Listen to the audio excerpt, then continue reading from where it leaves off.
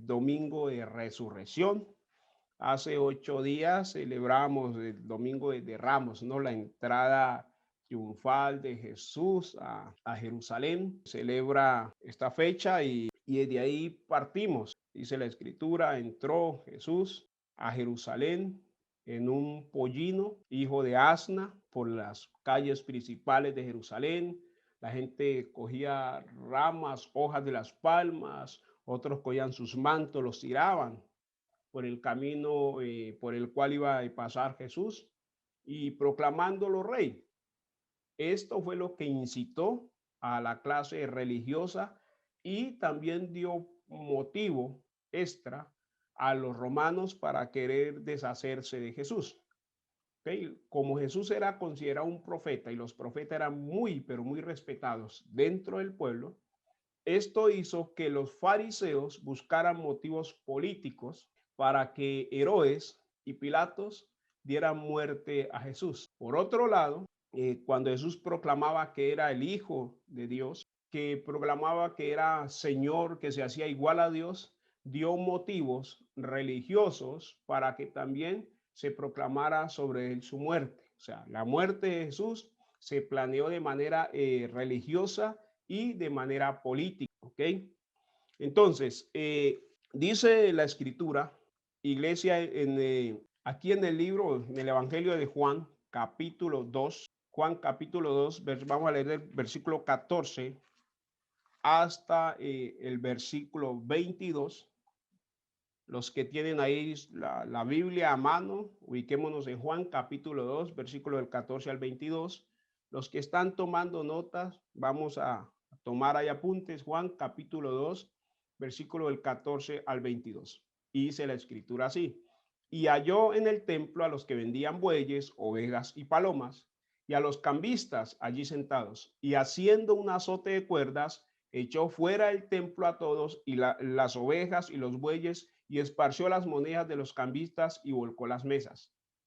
Y dijo a los que vendían palomas, quitad de aquí esto y no hagáis de la casa de mi padre casa de mercado.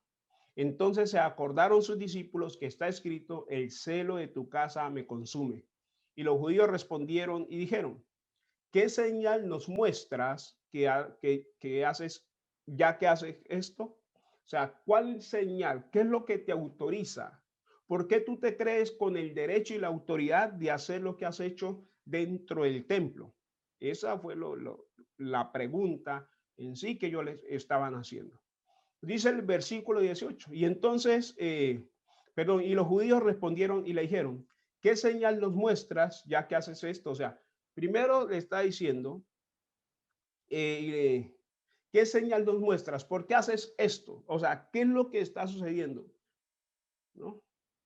¿Por qué o qué es lo que te crees? Lo diríamos en un ambiente más moderno y retador, porque eso era lo que ellos estaban diciendo. Estaban retando a que él les dijera algo, a que él les confirmase algo, en últimas, o a que él diera una razón válida para hacer lo que estaba haciendo dentro del templo. ¿Ok? Se recuerda que el subtítulo de Jesús purifica el templo. Versículo 19, Jesús les respondió y les dijo, destruid este templo y en 3 días lo levantaré. Versículo 20, dijeron luego los judíos, en 46 años fue edificado este templo y tú en 3 días lo levantarás. Mas él hablaba del templo de su cuerpo.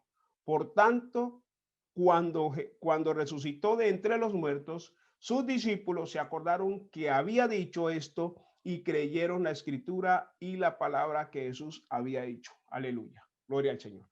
Bueno, mira algo aquí tan particular en ese versículo 22. Dice la escritura. Por tanto, cuando resucitó entre los muertos, sus discípulos se acordaron que había dicho esto y creyeron la escritura y la palabra que Jesús había dicho. Como quien dice, hasta allí creyeron. Dice la escritura y la palabra que Jesús había dicho. ¿Sabes que esto pasa en ocasiones? Estamos caminando en el cumplimiento de la palabra y como que no somos conscientes que esa palabra se está cumpliendo.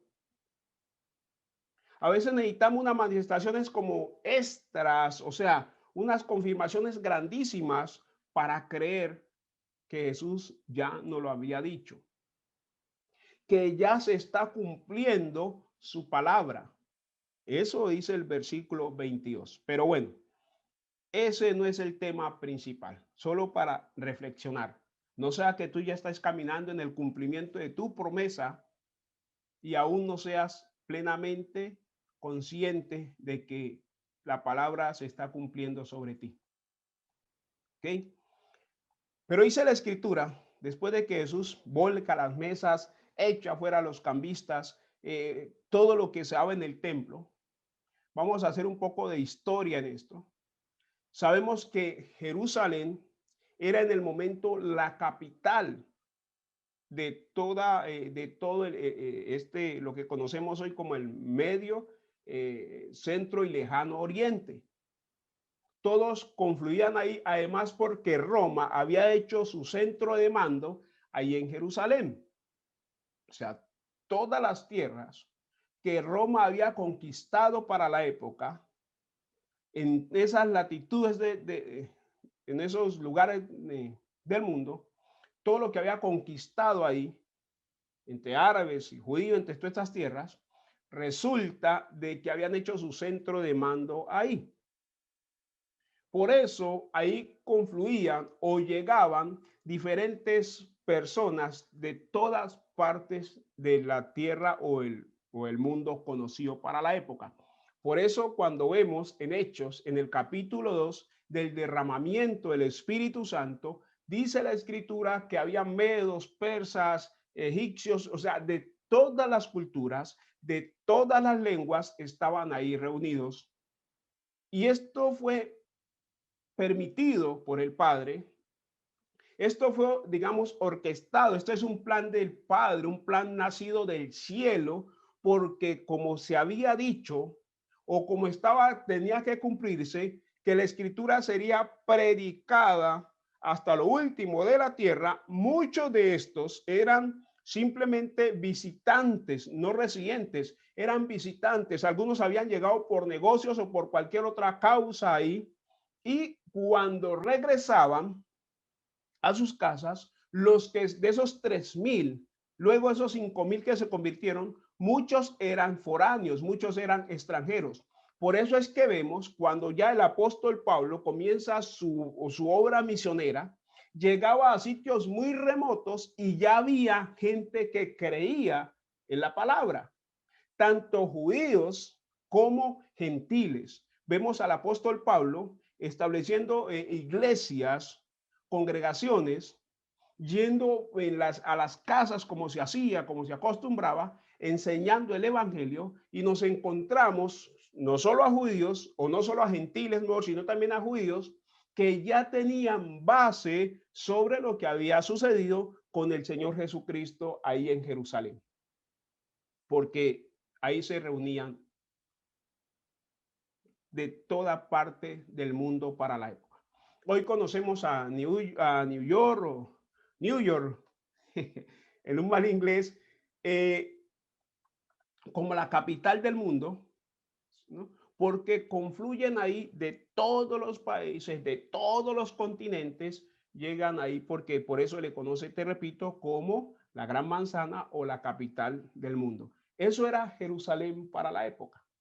Entonces, cuando esto sucede, esto no queda sin causar gran impacto, no solo en medio del pueblo judío, de la clase religiosa, sino de los gentiles que estaban ahí, porque nunca habían visto tal cosa.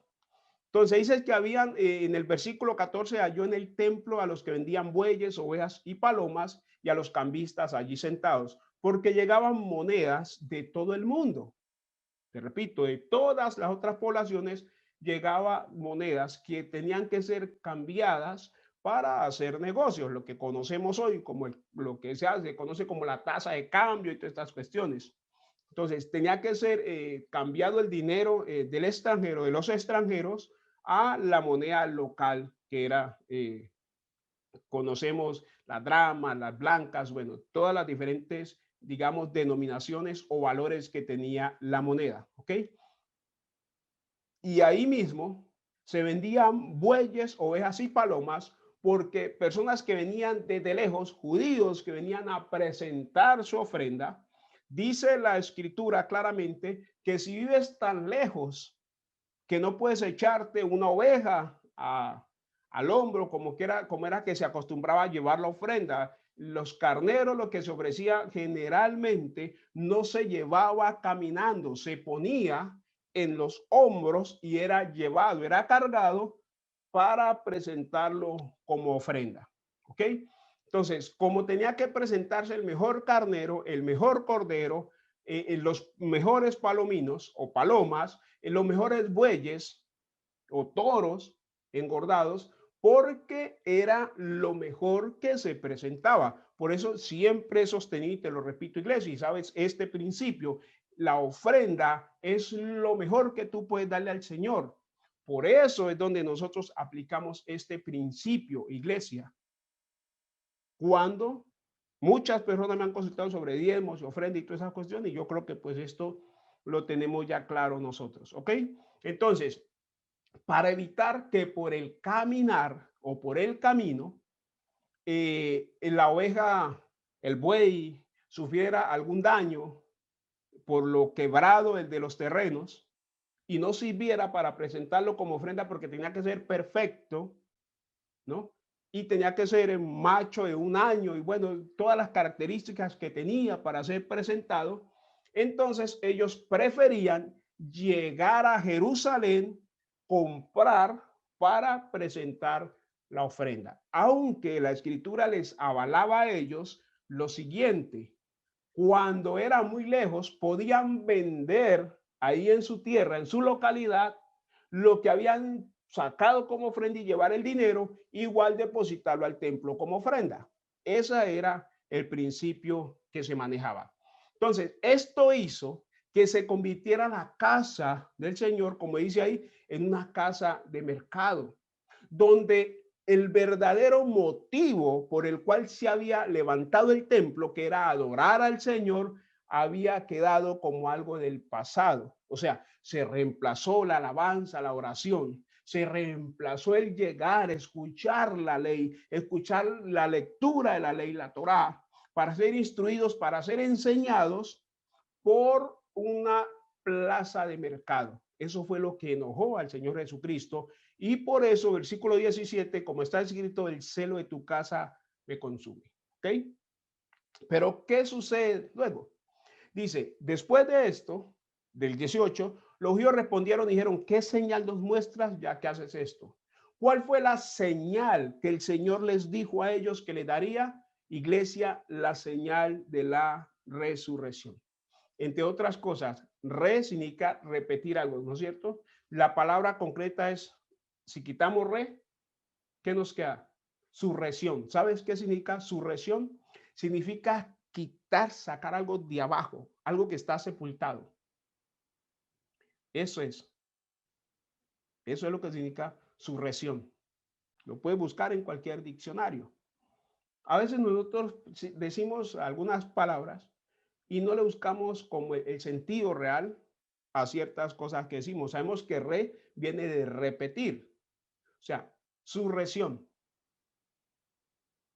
Entonces, cuando vemos, cuando hablamos de surrección, te repito, dice lo que enseña en los diccionarios, es que es quitar algo que está bajo una capa de tierra o está sepultado o está hundido. Son como la, el, el significado de surrección. Entonces, dice la escritura que Jesús resucitó, o sea, se repitió, porque nosotros estábamos muertos en delitos y pecados. Por eso Él resucitó por nosotros, nos sacó de la tumba, nos sacó donde estábamos bajo la sepultura del pecado, de la maldad, de la iniquidad, fuimos levantados, ¿ok? Por eso 1 Corintios en el capítulo 15 dice el apóstol Pablo que si Cristo no resucitó, somos dignos de lástima, de conmiseración, dice ahí, porque si Cristo no resucitó, en vano es nuestra fe. O sea, si Cristo, iglesia, no hubiera resucitado, en vano estábamos creyendo, ¿ok? Entonces, para que veamos lo importante de esta, de esta, de este acto que se dio de la resurrección de Jesús. ¿Qué significa para nosotros hoy? O sea, ¿qué pasa? ¿Qué es lo que nosotros estamos o celebramos? El que Cristo volvió a la vida. No, no tanto eso. Es importante, claro, es la base de nuestra fe, sino que celebramos que con Él nosotros fuimos resucitados. O sea, nosotros hoy estamos celebrando que nosotros fuimos resucitados juntamente con Él, porque juntamente con Él fuimos sepultados. Los que creemos en Yeshua hemos sepultado nuestra vieja vida y hemos resucitado, hemos salido de la capa de pecado que nos tenía sepultados, de la iniquidad, de la maldad, de nuestra mala manera de vivir, a una vida eterna y gloriosa con el Señor. Amén. Dice 1 Corintios capítulo 15, versículo 14. Y si Cristo no resucitó, vana es entonces nuestra predicación, vana es también vuestra fe. Si Cristo, iglesia, no hubiese resucitado, estaríamos creyendo en vano. ¿Cuál es el mensaje del evangelio? ¿Cuáles son las buenas nuevas que nosotros debemos proclamar y enseñar? Lo que que publicamos a la gente. ¿Que Cristo murió? No. Que Cristo resucitó. Por eso vemos Mateo capítulo 28. Vete ubicando en Mateo capítulo 28 que ya te alcanzo, ¿ok? Mateo capítulo 28. Mientras tu hijo te termino de decir esto. La muerte de Yeshua, el derramamiento de su sangre para perdón de pecados. Eso se hacía cada año dentro del pueblo. O sea, cada año se celebraba lo que conocemos como la Pascua. La Pascua no es ir por ahí en los jardines como se acostumbra en Norteamérica, ¿no? Y en otros países de habla inglesa. Son de las pocas cosas que no hemos nosotros adoptado acá y ojalá no lo hagamos nunca, ¿no? De ir a buscar al conejo de Pascua y los huevos un conejo que pone huevos. Bastante interesante esto. Pero bueno, esto, la Pascua, lo que celebramos es un hecho importantísimo como es la liberación. La Pascua es la noche antes de la salida. Por eso nosotros hoy estamos celebrando la confianza, la fe, la esperanza que tenemos en el Señor de que seremos tomados del mundo o de la tierra, mejor, porque ya el mundo fuimos tomados para ser arrebatados con Yeshua en la nube. Iglesia, ese es un hecho que no puedes dejar de pensar, de meditar y dar gracias al Señor por esto. El más glorioso hecho, suceso que la iglesia está esperando ahora, no son las plagas ni el repunte de las plagas. Tú no esperes eso. No esperes que todo vaya de mal en peor. No, eso igual ya está escrito. Lo que tenemos que esperar como iglesia del Señor es la manifestación del rapto. Muchos dicen que esto no va a ser literal, que esto es simbólico. Pero por donde quiera que lo miramos, la Biblia nos dice lo contrario, que va a ser algo literal. Dice, seremos arrebatados. 1 Corintios capítulo 15, ahí está. Seremos arrebatados, tomados con el Señor en las nubes.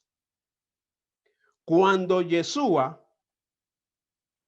precisamente después de que resucita y se presenta delante del pueblo, dice que fue tomado en una nube. Y dice uno que se le aparecieron, esto lo puede leer en Hechos, en el capítulo 2, en el capítulo 1, dice que se le aparecieron un par de varones, ángeles, los describe ahí, y le dijeron, varones galileos, ¿por qué estáis así mirando al cielo? Este Jesús que habéis visto irse al cielo, regresará en la nube para tomarnos con él. ¿Ok? Para tomarnos y llevarnos con él. Lo que conocemos, te repito, como el rapto de la iglesia. Esa es la doctrina del rapto, la enseñó Jesús, la confirma por donde quiera que sea la escritura. Entonces, nosotros hoy estamos celebrando, como hace más de 2000 años, que Jesús al resucitar nos dio la esperanza ya viva, la confianza y la certeza de que como Él resucitó y fue tomado para el reino del Padre, nosotros habiendo sido resucitados, porque ya fuimos resucitados de nuestra mala manera de vivir, lo que nos espera ahora es ser tomados por Cristo y llevados al reino del Padre. ¿Ok? Ahí nos vamos a encontrar con todos aquellos que durmieron en el Señor. Ahí nos vamos a encontrar y nos vamos a gozar con ellos. Entonces, dice acá Mateo en el capítulo 28, retomando ahí, ¿qué es lo que nosotros predicamos, enseñamos y llevamos a aquellos que aún no han creído? ¿Cuál es la palabra que nosotros le llevamos para que ellos, al igual que nosotros, sean convencidos por el Espíritu Santo, se arrepientan, confiesen sus pecados, se arrepientan y entren en el proceso de conversión delante del Señor por el Espíritu Santo? Mira, el Evangelio son, dice la Escritura, las buenas nuevas. El apóstol Pablo en Romanos 1:16 dice, porque no me avergüenzo del Evangelio, porque es poder de Dios para salvación de todo aquel que cree. Al judío, primeramente, porque recuerda que la salvación vino primeramente a los judíos, y también al griego, diciendo ahí, tomando los griegos como un sinónimo, ¿no? De todo el resto de la creación, de toda la humanidad que crea en Yeshua, el Señor y Rey, Dios Todopoderoso. ¿Ok? Entonces, ¿el mensaje cuál es? ¿Qué es lo que el Señor quiere que nosotros hagamos con tan hermosa noticia que hemos recibido? ¿Qué hay que hacer con esa noticia? Mira lo que dice en Mateo capítulo 28. Dice la escritura así. Pasado el día de reposo, al amanecer del primer día de la semana, vinieron María Magdalena y la otra María a ver el sepulcro. Pasado el día de reposo, el día sábado, aquí hay una cuestión cultural, ¿no? En esa semana hubieron 2 sábados, o sea, 2 días de reposo. Uno es el gran sábado o el gran Shabbat, ¿ok? El gran Shabbat mejor. Y el otro era el Shabbat normal, que era pues como tal el día de la semana, sábado, como le conocemos ahora. Recuérdate que Shabbat y sábado, nada que ver, nada que ver. Porque la escritura nos dice simplemente primero, segundo, tercero, cuarto, quinto, sexto, séptimo día. En ninguna parte de la escritura nos dice lunes, martes, miércoles, porque ese es el calendario gregoriano. Ahora bien, el pueblo judío tiene 2 calendarios. Es que esto hay que hacerlo con tablero y toda esa cuestión, pero voy a decirte por encima. El pueblo judío tiene 2 calendarios. Está el calendario histórico, ¿ok? Y está el calendario lunar, que es el calendario que Dios escogió para ellos. ¿Por qué? Porque acompáñame ahí al libro de Éxodo, capítulo 12. Éxodo, capítulo 12, para seguir explicándote mejor esta situación. ¿Ok? Eso, capítulo 12, la celebración de la Pascua. Después de que el Señor hubo juzgado a todos los dioses de Egipto, para enseñarle a Egipto y para enseñarle a su pueblo que él tenía el poder sobre todos los ídolos y sobre todos los dioses, los falsos dioses, porque cada una de las plagas de Egipto representaba a un dios a los cuales los egipcios y todos los que vivían en egipcios, excepto su pueblo, adoraban.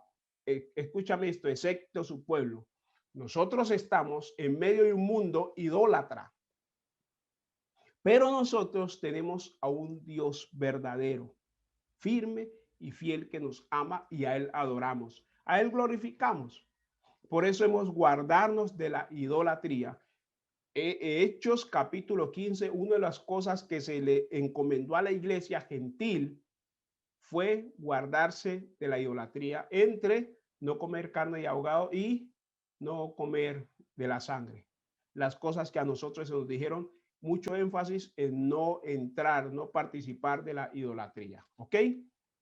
Entonces, eso capítulo 12 dice la escritura así: habló Yahweh a Moisés y a Aarón en la tierra de Egipto, diciendo: este mes os será principio de los meses. Aquí se cambió el calendario. ¿Sabes por qué? Porque era la celebración de la Pascua, y la Pascua, en la resurrección de Yeshua, cambió el calendario. Por eso decimos antes de Cristo, después de Cristo. Cuando alguien participa de la cena del Señor, su calendario de vida cambia: antes de Cristo, después de Cristo. ¿Cómo así? Claro, cuando alguien participa de comer de la carne, beber la sangre. Por eso el Señor dijo: el que no come mi carne ni bebe mi sangre no puede entrar en el reino de los cielos. ¿Cómo así? Aquel que no tiene comunión con el Señor, aquel que no se identifica con Yeshua, aquel que no come la carne, es el pan, la palabra, aquel que no bebe la sangre. Por eso cuando conmemoramos la cena del Señor, estamos haciendo una, repito, y vale la redundancia, una conmemoración de aquello que sucedió, que nos genera a nosotros la esperanza, la confianza y la fe en el Señor de que todo lo que Él dijo se va a cumplir. Esto lo vamos a ver ahora en Mateo 28 cuando regresemos. Pero mira lo que dice aquí: este mes será principio de los meses. Por eso te digo, hay un mes. Hablad a toda la congregación de Israel diciendo: en el 10 de este mes, tómese cada uno un cordero según la familia de los padres, un cordero por familia. Qué bonito, qué hermoso. ¿Sabes qué dice esto? Cristo es para las familias. ¿Sabes qué dice esto? Que cada familia debe alimentarse del cordero. ¿De qué? De la carne del cordero. ¿Cómo así? Sí, el cordero inmolado debe alimentarse de la palabra. Una familia que busca unida, alimentarse, sostenerse y mantenerse en la palabra, en la obediencia en la palabra, es una familia que es guardada, que es protegida, que va a hallar la verdadera prosperidad, porque esa prosperidad se va a basar en el conocimiento, en el establecimiento de la palabra en medio de ellos. Es una familia que está salvaguardada por las promesas que ha hecho el Padre. Eso fue lo que conmovió a la clase religiosa. Y eso fue lo que conmovió al pueblo que había visto a Yeshua. El hecho de que él había resucitado. Que había una prueba inefable: su cuerpo no estaba en la tumba. Y ahí tendríamos que volver nuevamente a Juan capítulo 2, versículo 19. ¿Cuál era la señal de que esto había acontecer? Dice la escritura: destruí este templo y en 3 días lo levantaré. Él se estaba refiriendo a ¿cuál templo? A su cuerpo. Su cuerpo fue destruido ciertamente. Su cuerpo fue lacerado, fue dañado totalmente. Lo único que no se partió ni un hueso para que se cumpliese la escritura: ni uno de sus huesos será quebrantado, que es diferente. Pero su carne como tal fue despedazada, abierta.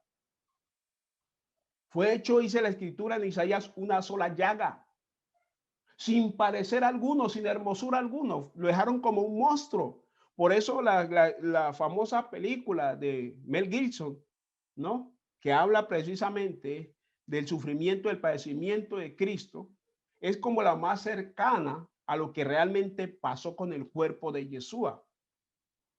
He ahí que cuando a Jesús le preguntaron, ¿qué señal nos muestras? ¿Cuál fue la señal que les dijo? Que voy a resucitar. Resucitó por ti y por mí. Resucitó por esta humanidad, para que nuestra fe esté basada, anclada en un hecho cierto que es la resurrección de Yeshua. La resurrección de Yeshua fue tan importante que la quisieron negar.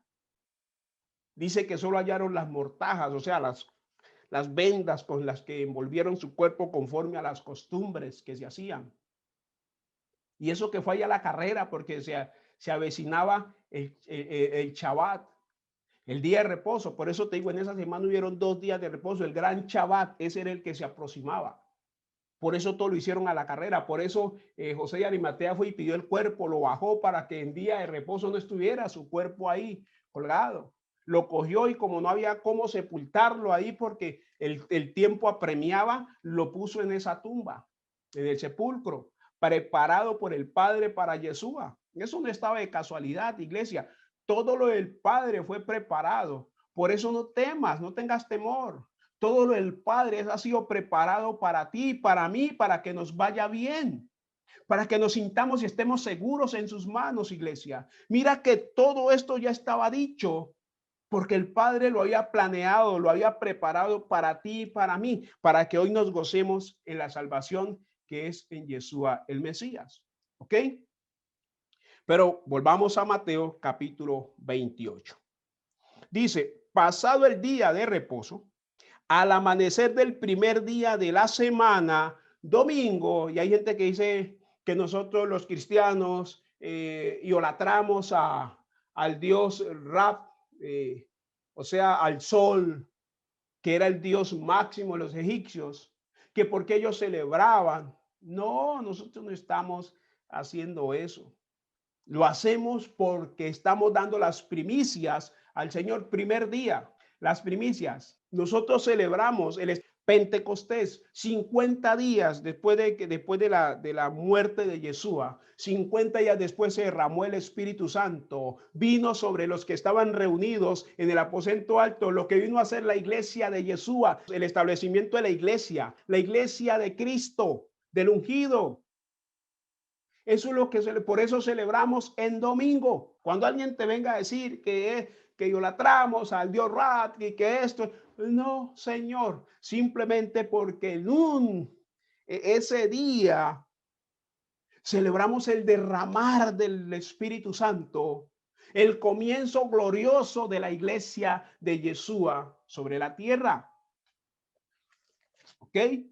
Entonces, estando ahí, dice la escritura Mateo 28, pasado el día de reposo, al amanecer del primer día de la semana, vinieron María Magdalena, la otra María a ver el sepulcro. Primer día de la semana, ¿por qué? Porque tenemos día primero, día 2, día 3, día 4, día 5, día 6, día 7, Shabbat, día de reposo, séptimo día, descansó.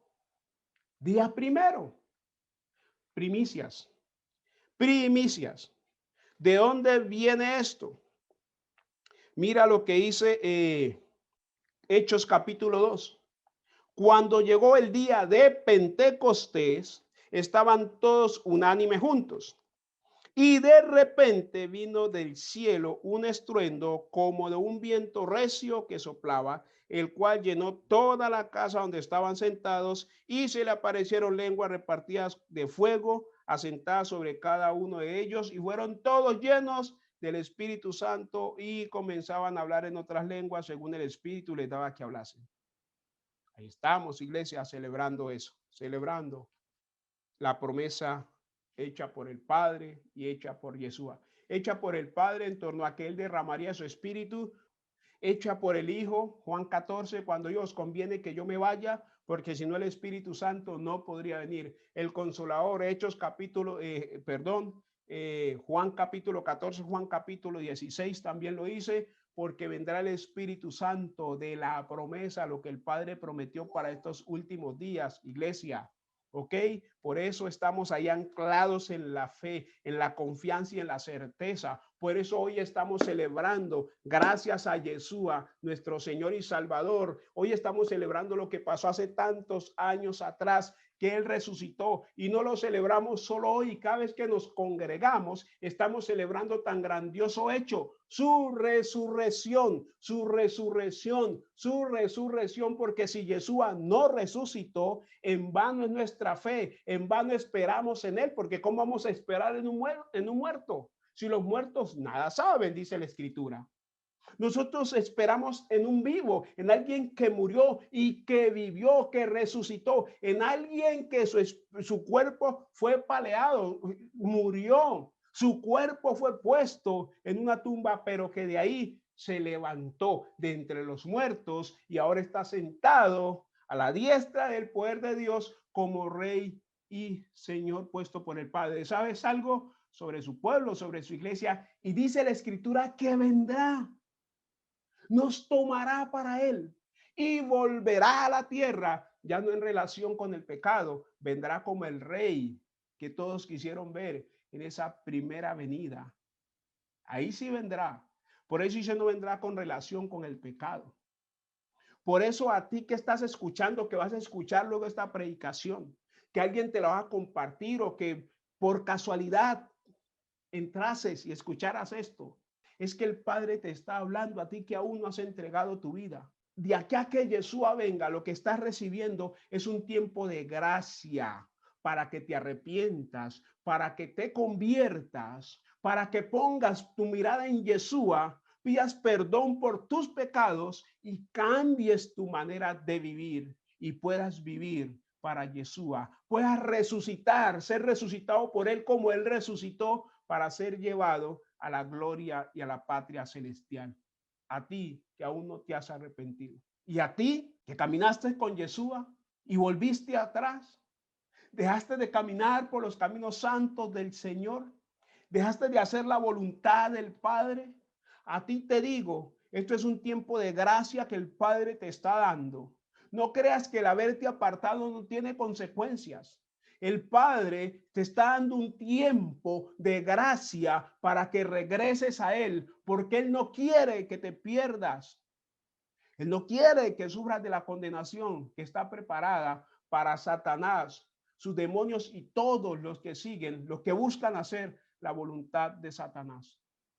A ti que una vez fuiste lavado con la sangre de Yeshua y que has vuelto atrás a revolcarte en tus delitos y pecados, Yeshua, el Espíritu Santo, te está diciendo, regresa, aún hay tiempo, pero recuerda que al igual que cuando Noé, antes del diluvio, se estuvo proclamando, diciendo que venía un diluvio y nadie creyó, a ti que aún no te has arrepentido y a ti que volviste atrás, te voy a dejar esto para cuando veas este video, donde quieras que lo veas, por aquí por el Face o en YouTube, cuando subamos a esta predicación al canal, te quiero decir, vuelve, vuelve, porque dice la Escritura que cuando iba a empezar el diluvio, dice que Dios cerró la puerta. Y hay algo bien particular. La puerta era inalcanzable. ¿Sabes qué hacía alcanzable la puerta del arca? El puente que se tendió. Yeshua es el puente de salvación para poder cruzar al otro lado. Porque el arca tenía la puerta arriba. ¿Quién ha visto una construcción? Imagínate una casa de 2 o 3 pisos que no tenga puerta en el primer piso. ¿Quién ha visto tal cosa? El Padre hizo, dice la Escritura, que la puerta del arca estaba arriba. Tenían que subir por una rampa los animales y los que entraron ahí, Noé y su familia. Y dice la Escritura claramente que el Señor cerró la puerta. Esa puerta no la cerró Noé. Esa puerta la cerró Dios. Ese es el mensaje que queremos predicar, que Yeshua resucitó para dar una esperanza viva y certera a todo aquel que ha creído y a todo aquel que se disponga a creer. Yeshua no está muerto, Él vive, Él resucitó. Esa es la noticia más grande. Esa es la noticia que conmovió a Jerusalén y a sus alrededores, que Él resucitó. Acompáñame a Lucas capítulo 24 un momento. para volver a Mateo capítulo 28. Lucas capítulo 24. El pasaje famosamente conocido como el camino a Emaús. ¿Ok? Lucas capítulo 24. Y comienza con la resurrección. El primer día de la semana, ya entendemos por qué era el primer día de la semana, muy de mañana, o sea, 6 de la mañana, 6:30 por tardar, dice así. El primer día de la semana, muy de mañana, vinieron al sepulcro trayendo las especias aromáticas que habían preparado y algunas otras mujeres con ellas. ¿Qué pasó? ¿Por qué ellas las especias? Porque recuerda que Jesús no había sido, no, por el tiempo, la premura que se acercaba el gran Shabbat, no alcanzó a ser ungido como se acostumbraba con las especias aromáticas. Esto se había dado ya. ¿Te acuerdas cuando Jesús fue a casa de Lázaro, que dice que María virtió sobre él unas especias, un perfume aromático bien caro, bien precioso, que Judas, como era ladrón y sacaba de la bolsa, inmediatamente se incomodó por esto y dijo, ¿qué desperdicio se ha hecho? Mira, cuando alguien anda buscando otras cosas antes que el reino, cree que lo que se hace por Yeshua es un desperdicio. Así nos critican a nosotros. ¿Qué desperdicio? Lo que llevan allá deberían llevárselo a los que están por ahí mendigando. Mendigos que la mayoría ellos no tienen una actitud de cambio, no quieren salir de ahí. Si tú les dieras 10 millones de pesos, los esconderían y volverían a pararse en esa esquina porque se darían cuenta de que es un muy buen negocio estar ahí, la mayoría, no todos, la mayoría. ¿Ok? Eso es una realidad. Mira qué desperdicio. Ojo con estas voces que nos hablan a veces. Mira qué desperdicio de tiempo. Estar perdiendo el tiempo. Usted que yo un domingo a esta hora es que voy a estar ahí conectado ahí, escuchando a alguien a través de un computador, pudiendo salir a pasear y hacer otras cosas. Mire qué desperdicio de tiempo. El ayunar, el sacar unas horas de un día o unos días para buscar que nuestra carne mengue para que el espíritu crezca. Qué desperdicio, dicen, de tantas cosas. Eso fue lo que dijo Judas, pero era porque él tenía su corazón en otro lado, en otra cosa. ¿Ok? Pero eso se había dado, ya Jesús había sido ungido desde antes. Recuerda que el Padre todo lo conoce con anticipación. Por eso, iglesia, ten confianza. Mantente en la fe y en la confianza en el Señor. Mantente en lo que Él te prometió en sus promesas, porque Él conoce todo lo por venir. Nosotros no conocemos nada. Yo no sé qué te voy a estar diciendo en 5 minutos, pero sí sé que el Señor sabe en 5 minutos y en media hora, en 1 hora, en 2, en 3, en 4, en 10 días, qué voy a estar haciendo yo y dónde voy a estar. ¿Ok? Así que debemos confiar en Él. Él sabe las cosas, iglesia, mejor que nosotros. Versículo 2. Y hallaron removía la piedra del sepulcro. Y entrando, no hallaron el cuerpo del Señor Jesús. Aconteció que estando ellas perplejas por esto, he aquí que se pararon junto a ellas dos varones con vestiduras resplandecientes y como tuvieron temor, bajaron el rostro a tierra, les dijeron, ¿por qué buscáis entre los muertos al que vive? Cristo no está muerto, Cristo no está muerto, Él está vivo, Cristo no está muerto, Él está vivo. Lo siento en todo mi ser que Él está vivo, ¿sí o no? Versículo 6. No está aquí, sino que ha resucitado. Acordados de lo que os habló cuando aún estaba en Galilea, diciendo, es necesario que el Hijo del Hombre sea entregado en manos de hombres pecadores y que sea crucificado y resucite al tercer día. Es necesario, era necesario que Yeshua muriera para poder mostrar que Él tiene el poder sobre la muerte y que resucitó. ¿Ok? Por eso no es que el enemigo traiga muerte sobre todo aquello que el Padre en Yeshua resucitó en tu vida, resucitó en ti. No es que el enemigo traiga muerte sobre tu fe, sobre tu confianza, sobre tu esperanza, la que has puesto en él, iglesia. No dejes que la muerte te llene de ninguna manera. Versículo 8.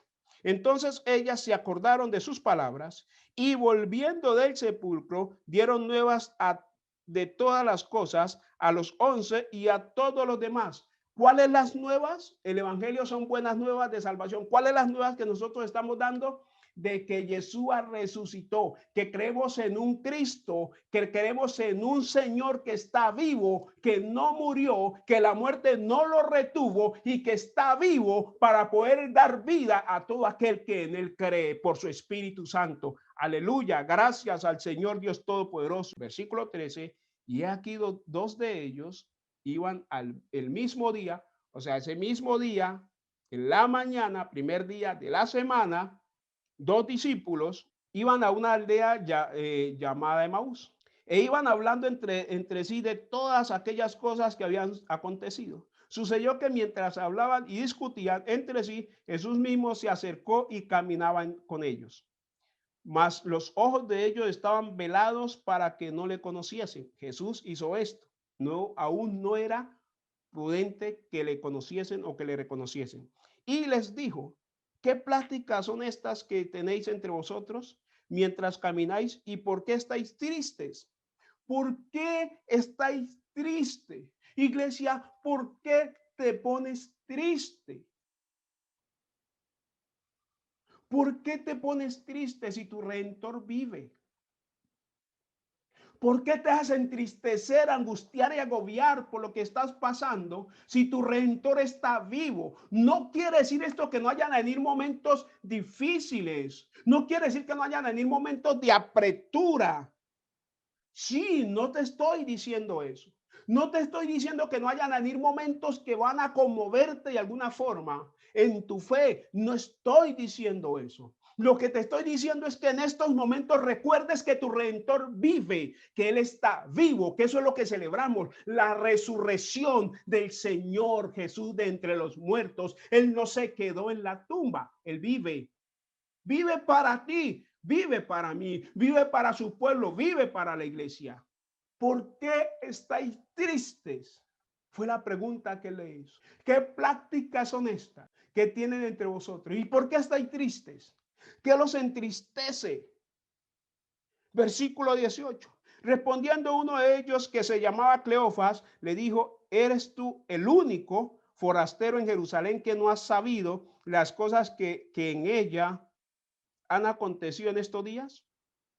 Porque te repito, lo que sucedió con Jesús, todo el mundo lo supo, todo el mundo se enteró. Por eso Él quiere que llevemos las buenas nuevas hasta lo último de la tierra, porque todo el mundo tiene que enterarse que Yeshua vive, que todo el mundo tiene que enterarse que tiene un Salvador que murió por Él, que todo el mundo tiene que enterarse que su situación puede cambiar y va a cambiar si confía en Yeshua. Todo el mundo tiene que enterarse que Yeshua es el Señor dado por el Padre para la salvación de la humanidad. Todo el mundo tiene que enterarse. A todo el mundo tenemos que contarle esto, iglesia. Todo el mundo tiene que saberlo.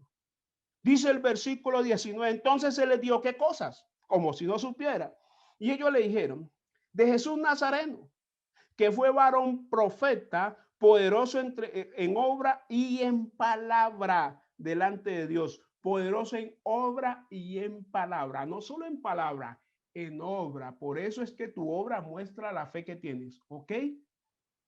No somos salvos por obras, eso está claro, pero obramos conforme a lo que creemos, obramos conforme a aquello que creemos. Así obramos, iglesia, ¿ok? Versículo 20. Y cuando le entrega y cómo le entregaron los principales sacerdotes y nuestros gobernantes a sentencia de muerte y le crucificaron. Para nosotros, pero nosotros esperábamos que él era el que había de redimir a Israel y ahora además de todo esto, hoy es el tercer día que esto ha acontecido. Aunque también nos han asombrado unas mujeres de entre nosotros las que antes del día, perdón, fueron al sepulcro y como no hallaron su cuerpo, vinieron diciendo que también habían visto visión de ángeles quienes les dijeron que él vive. Vamos a Mateo 28 y aquí vamos terminando, iglesia del Señor, ¿ok? Mateo capítulo 28, dice versículo 3. Su aspecto era como un relámpago y su vestido blanco como la nieve. Y de miedo de él los guardas temblaron y se quedaron como muertos. Versículo 5. Mas el ángel respondiendo dijo a las mujeres, no temáis vosotras, porque yo sé que buscáis a Jesús, el que fue crucificado, que ciertamente Yeshua resucitó para ti y para mí. Dice el versículo 6, no está aquí, pues ha resucitado. Como dijo, ¿qué dice aquí? No está aquí, pues ha resucitado como dijo. Venid ved el lugar donde fue puesto el Señor. E id pronto y decía a sus discípulos que ha resucitado de los muertos. Va delante de vosotros a Galilea, allí le veréis, he aquí, os lo ha dicho.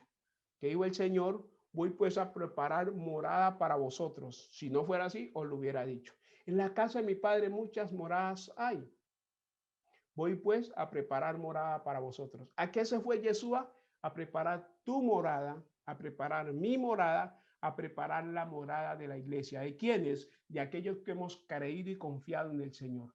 En el nombre de Yeshua, damos gracias por su palabra, iglesia. Proclamamos la bendición gloriosa de nuestro Padre Celestial sobre tu vida y te digo en esta mañana que Yahweh te bendiga y te guarde, que Yahweh haga resplandecer su rostro sobre ti, que Yahweh tenga de ti tu casa, tu hogar, tu familia, tu empresa, tu negocio, tu empleo, tus estudios, tenga misericordia y que ponga en ti su paz en el nombre de Yeshua Hamashia. Amén.